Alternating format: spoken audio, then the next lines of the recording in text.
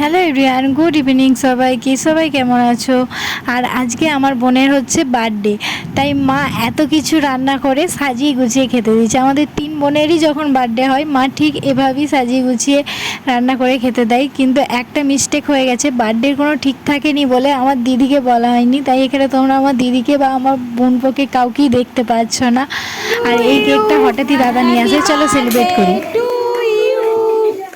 Happy birthday dear Upasana, happy birthday to you. যা একটুখানি কাট।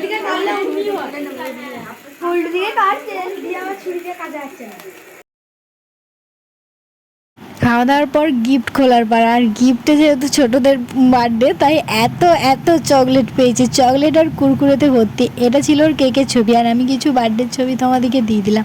দেখা হচ্ছে নেক্সট ব্লগে।